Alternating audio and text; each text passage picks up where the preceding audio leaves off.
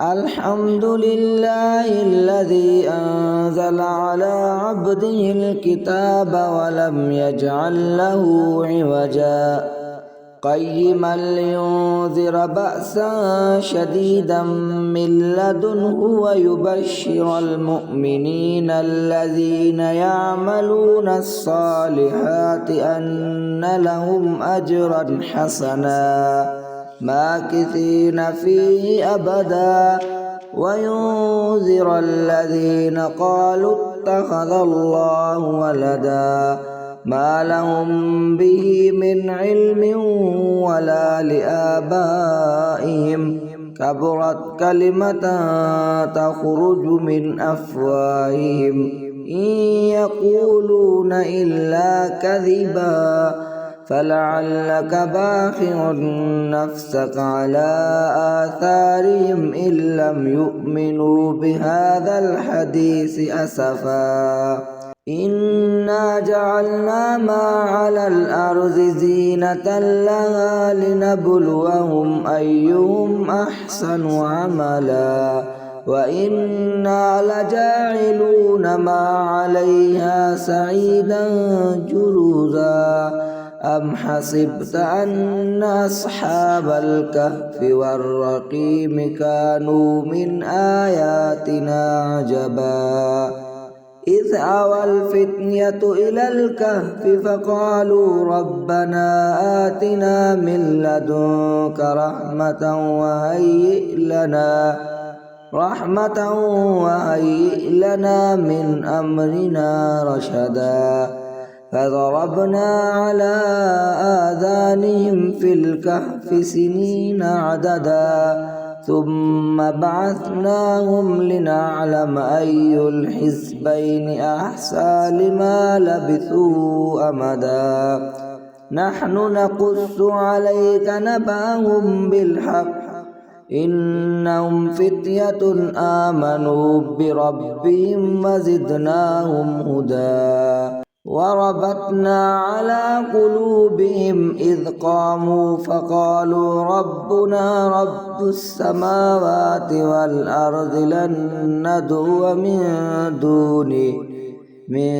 دونه إلها لقد قلنا إذا شتتا هؤلاء قومنا اتخذوا من دونه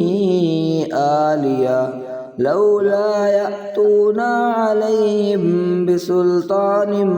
بين فمن أظلم ممن افترى على الله كذبا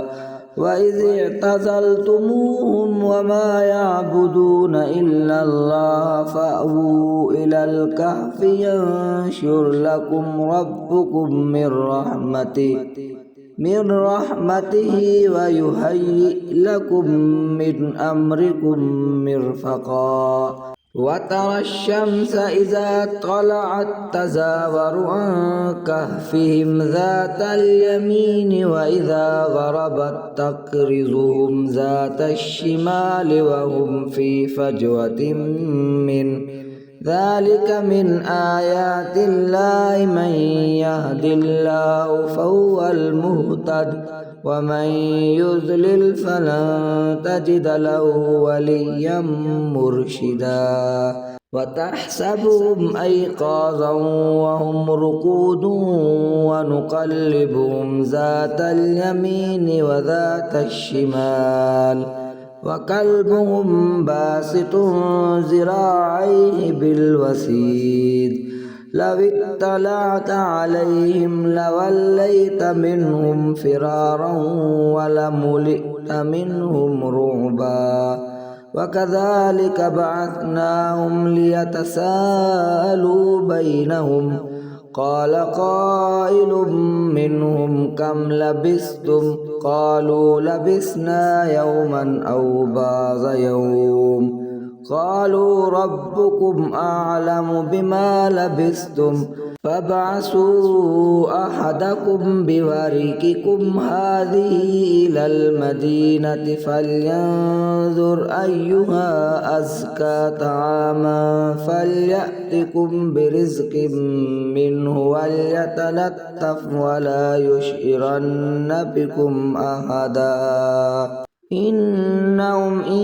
يظهروا عليكم يرجموكم أو يعيدوكم في ملتهم ولن تفلحوا إذا أبدا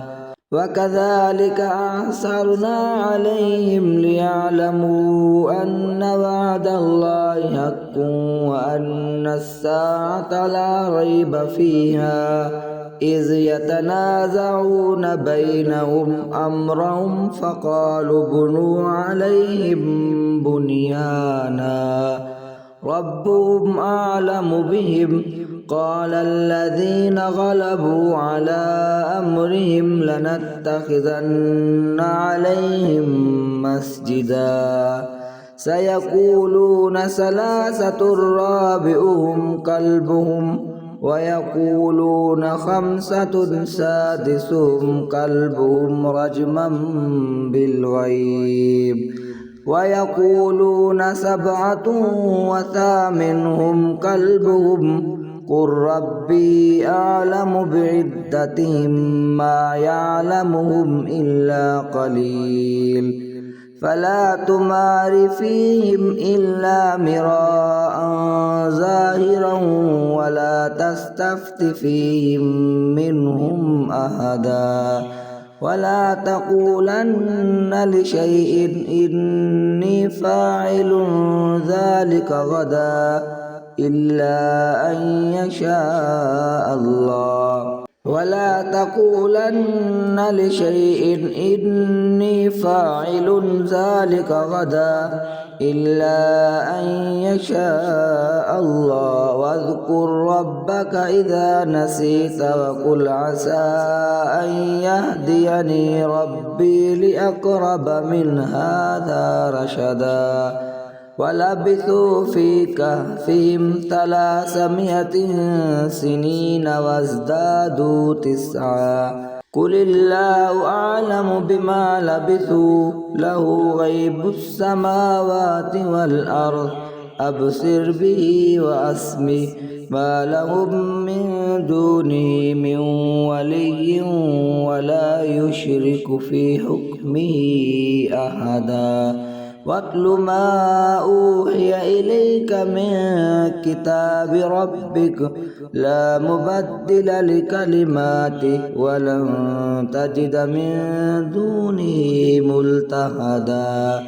واصبر نفسك مع الذين يدعون ربهم بالغداة والعشي يريدون وجهه ولا تعد عيناك عنهم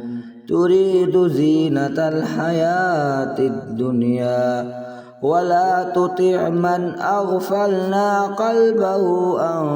ذكرنا واتبع هواه وكان أمره فرطا وقل الحق من ربكم فمن شاء فليؤمن ومن شاء فليكفر إنا أعتدنا للظالمين نارا أحاط بهم سرادقها وإن يستغيثوا يغاثوا بماء كالمهل يشوي الوجوه بئس الشراب وساءت مرتفقا إن الذين آمنوا وعملوا الصالحات إنا لا نضيع أجر من أحسن عملا الحمد لله الذي أنزل على عبده الكتاب ولم يجعل له عوجا قيما لينذر بأسا شديدا من لدنه ويبشر المؤمنين الذين يعملون الصالحات أن لهم أجرا حسنا ماكثين فيه أبدا وينذر الذين قالوا اتخذ الله ولدا ما لهم به من علم ولا لآبائهم كبرت كلمة تخرج من أفواههم إن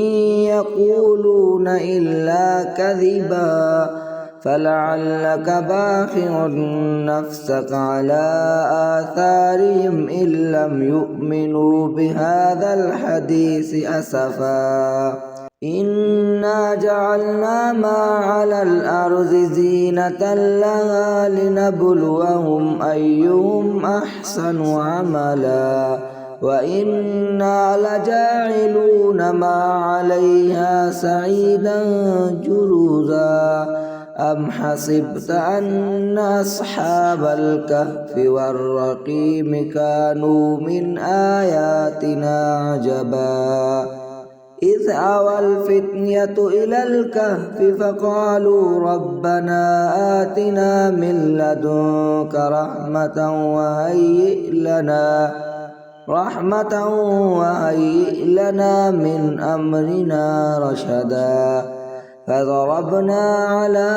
آذانهم في الكهف سنين عددا ثم بعثناهم لنعلم أي الحزبين أحصى لما لبثوا أمدا نحن نقص عليك نبأهم بالحق إنهم فتية آمنوا بربهم وزدناهم هدى وربطنا على قلوبهم إذ قاموا فقالوا ربنا رب السماوات والأرض لن ندعو من دونه إلها لقد قلنا إذا شتتا هؤلاء قومنا اتخذوا من دونه آلهة لولا يأتون عليهم بسلطان بين فمن أظلم ممن افترى على الله كذبا وإذ اعتزلتموهم وما يعبدون إلا الله فأووا إلى الكهف ينشر لكم ربكم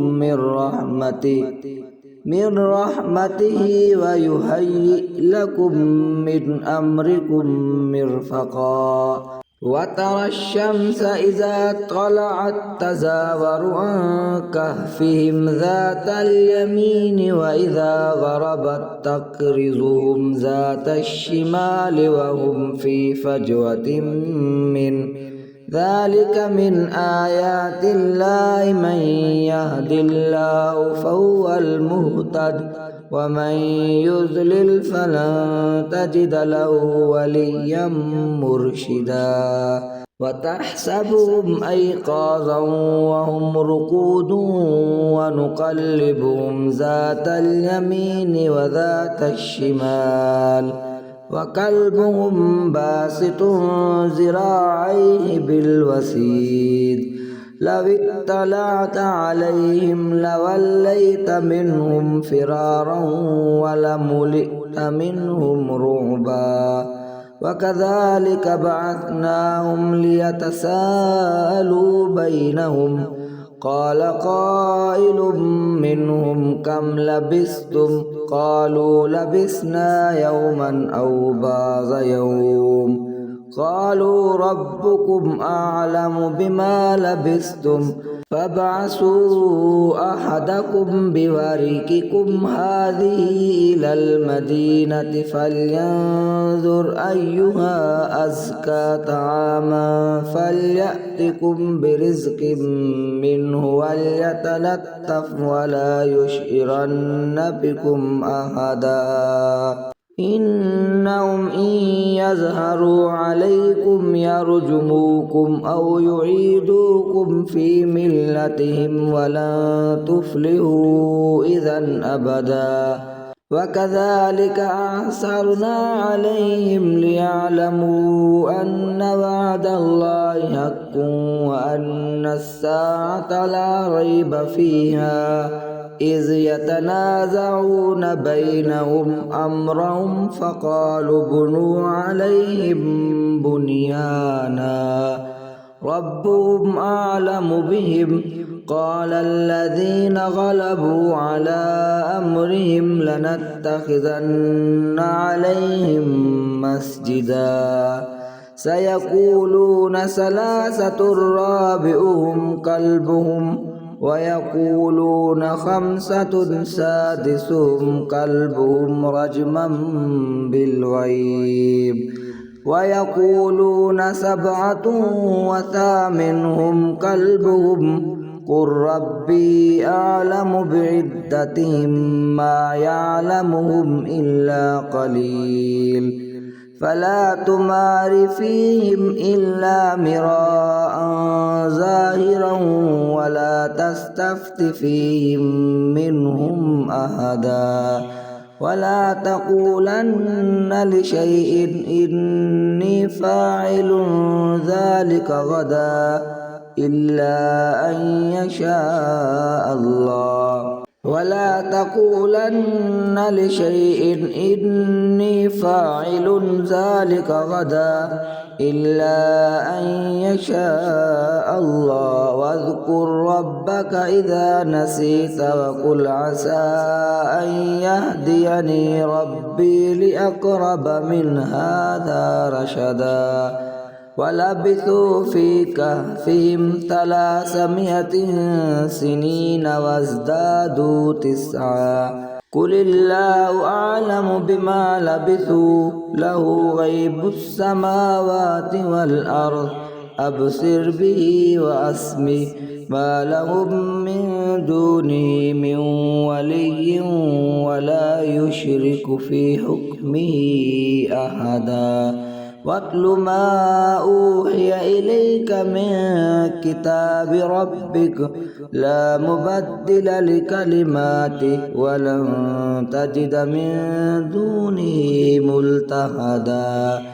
واصبر نفسك مع الذين يدعون ربهم بالغداة والعشي يريدون وجهه ولا تعد عيناك عنهم تريد زينة الحياة الدنيا ولا تطع من أغفلنا قلبه عن ذكرنا واتبع هواه وكان أمره فرطا وقل الحق من ربكم فمن شاء فليؤمن ومن شاء فليكفر إنا أعتدنا للظالمين نارا أحاط بهم سرادقها وإن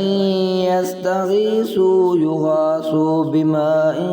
كالمهل يشوي الوجوه بئس الشراب وساءت مرتفقا إن الذين آمنوا وعملوا الصالحات إنا لا نضيع أجر من أحسن عملا الحمد لله الذي أنزل على عبده الكتاب ولم يجعل له عوجا قيما لينذر بأسا شديدا من لدنه ويبشر المؤمنين الذين يعملون الصالحات أن لهم أجرا حسنا ماكثين فيه أبدا وينذر الذين قالوا اتخذ الله ولدا ما لهم به من علم ولا لآبائهم كبرت كلمة تخرج من أفواههم إن يقولون إلا كذبا فلعلك باخع نفسك على آثارهم إن لم يؤمنوا بهذا الحديث أسفا إنا جعلنا ما على الأرض زينة لها لنبلوهم أيهم أحسن عملا وإنا لجاعلون ما عليها سعيدا جرزا عجوزا أم حسبت أن أصحاب الكهف والرقيم كانوا من آياتنا عجبا إذ أوى الفتية إلى الكهف فقالوا ربنا آتنا من لدنك رحمة وهيئ لنا من أمرنا رشدا فضربنا على آذانهم في الكهف سنين عددا ثم بعثناهم لنعلم أي الحزبين أحصى لما لبثوا أمدا نحن نقص عليك نبأهم بالحق إنهم فتية آمنوا بربهم وزدناهم هدى وربطنا على قلوبهم إذ قاموا فقالوا ربنا رب السماوات والأرض لن ندعو من دونه إلها لقد قلنا إذا شتتا هؤلاء قومنا اتخذوا من دونه آلهة لولا يأتون عليهم بسلطان بين فمن أظلم ممن افترى على الله كذبا وإذ اعتزلتموهم وما يعبدون إلا الله فأووا إلى الكهف ينشر لكم ربكم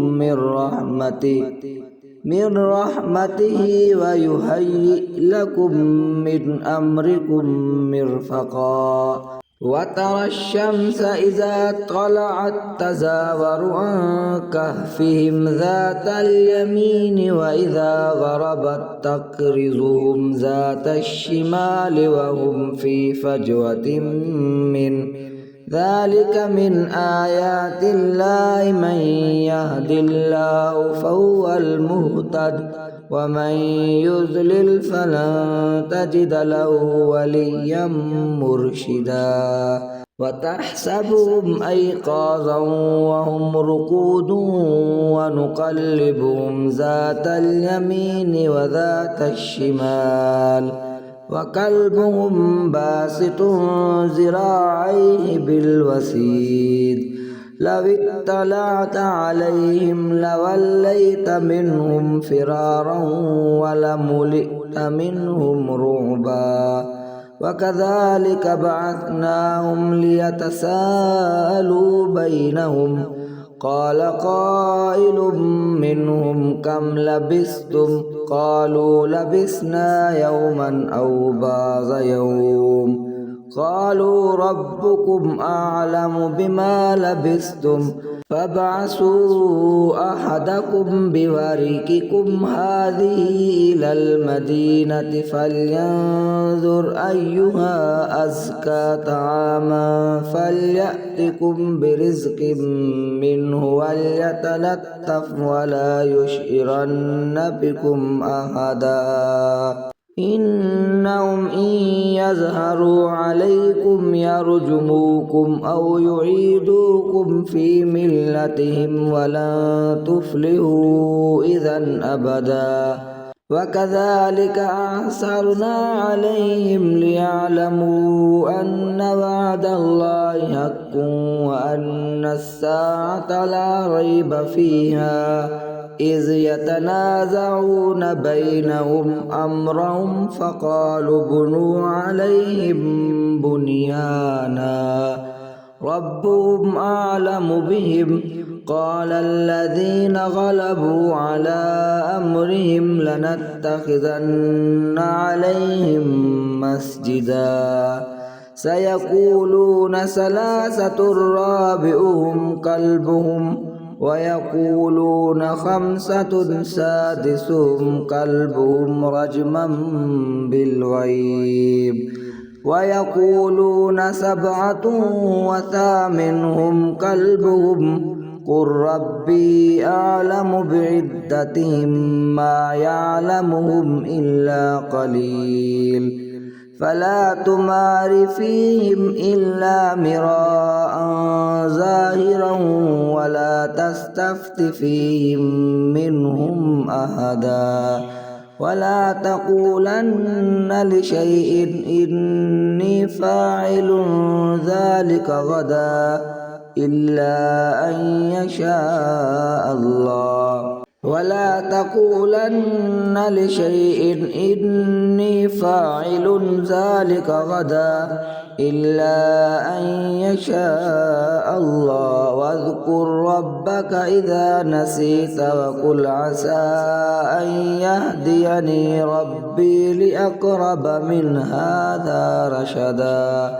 ولبثوا في كهفهم 300 سنين وازدادوا 9 قل الله أعلم بما لبثوا له غيب السماوات والأرض أبصر به وأسمع ما لهم من دونه من ولي ولا يشرك في حكمه أحدا واتل ما أوحي إليك من كتاب ربك لا مبدل لكلماته ولن تجد من دونه ملتحدا واصبر نفسك مع الذين يدعون ربهم بالغداة والعشي يريدون وجهه ولا تعد عيناك عنهم تريد زينة الحياة الدنيا ولا تطع من أغفلنا قلبه عن ذكرنا واتبع هواه وكان أمره فرطا وقل الحق من ربكم فمن شاء فليؤمن ومن شاء فليكفر إنا أعتدنا للظالمين نارا أحاط بهم سرادقها وإن يستغيثوا يغاثوا بماء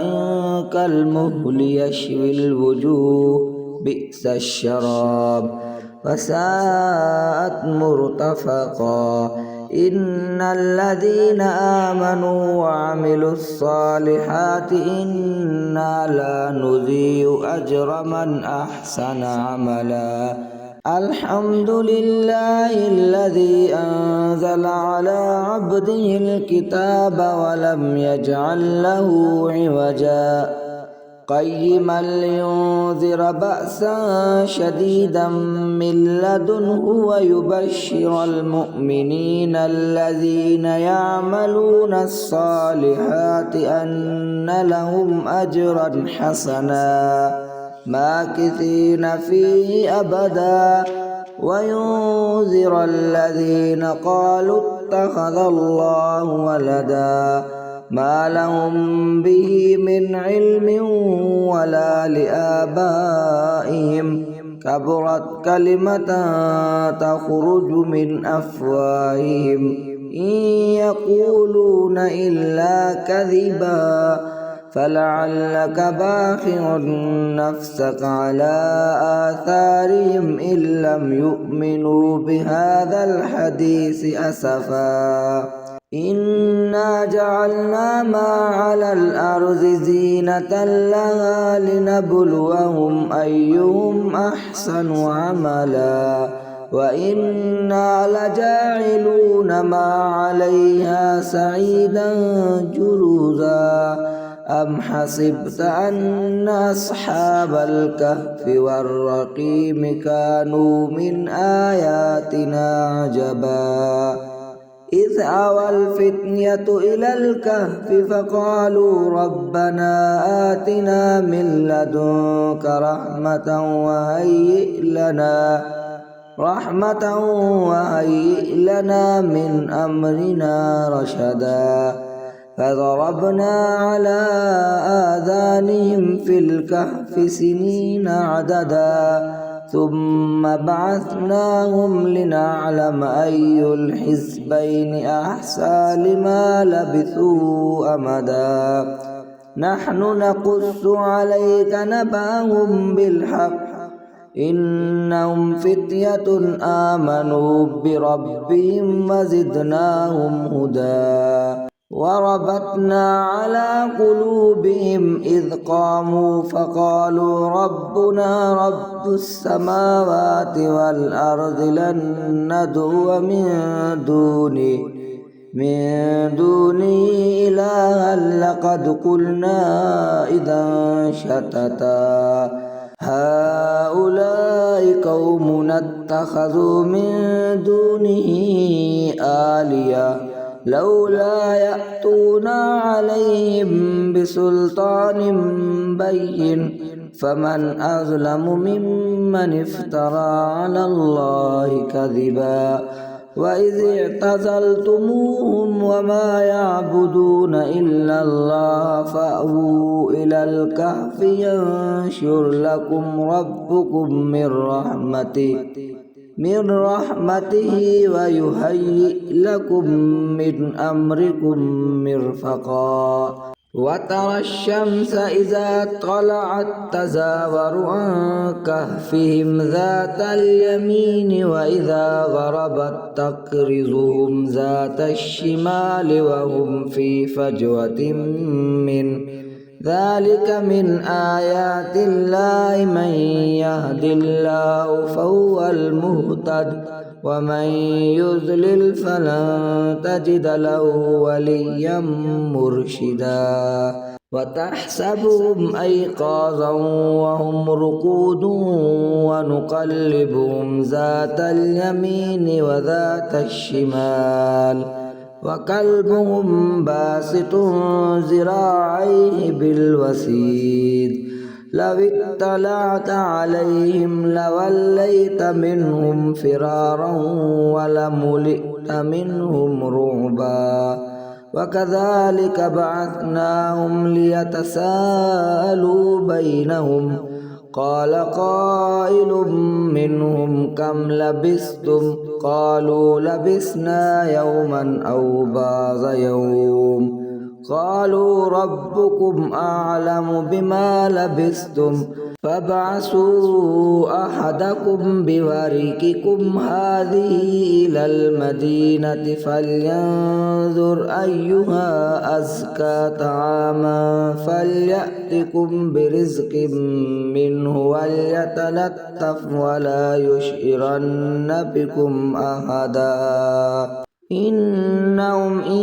يظهروا عليكم يرجموكم أو يعيدوكم في ملتهم ولن تفلحوا إذا أبدا وكذلك أعثرنا عليهم ليعلموا أن وعد الله حق وأن الساعة لا ريب فيها إذ يتنازعون بينهم أمرهم فقالوا بنوا عليهم بنيانا ربهم أعلم بهم قال الذين غلبوا على أمرهم لنتخذن عليهم مسجدا سيقولون ثلاثة رابعهم كلبهم ويقولون خمسة سادسهم كلبهم رجما بالغيب ويقولون سبعة وثامنهم كلبهم قل ربي أعلم بعدتهم ما يعلمهم إلا قليل فلا تمار فيهم إلا مراء ظاهرا ولا تستفت فيهم منهم أحدا ولا تقولن لشيء إني فاعل ذلك غدا إلا أن يشاء الله ولا تقولن لشيء إني فاعل ذلك غدا إلا أن يشاء الله واذكر ربك إذا نسيت وقل عسى أن يهديني ربي لأقرب من هذا رشدا ولبثوا في كهفهم 300 سنين وازدادوا 9 قل الله أعلم بما لبثوا له غيب السماوات والأرض أبصر به وأسمع ما لهم من دونه من ولي ولا يشرك في حكمه أحدا واتل ما أوحي إليك من كتاب ربك لا مبدل لكلماته ولن تجد من دونه ملتحدا واصبر نفسك مع الذين يدعون ربهم بالغداة والعشي يريدون وجهه ولا تعد عيناك عنهم تريد زينة الحياة الدنيا ولا تطع من أغفلنا قلبه عن ذكرنا واتبع هواه وكان أمره فرطا وقل الحق من ربكم فمن شاء فليؤمن ومن شاء فليكفر إنا أعتدنا للظالمين نارا أحاط بهم سرادقها وإن يستغيثوا يغاثوا بماء كالمهل يشوي الوجوه بئس الشراب وساءت مرتفقا إن الذين آمنوا وعملوا الصالحات إنا لا نضيع أجر من أحسن عملا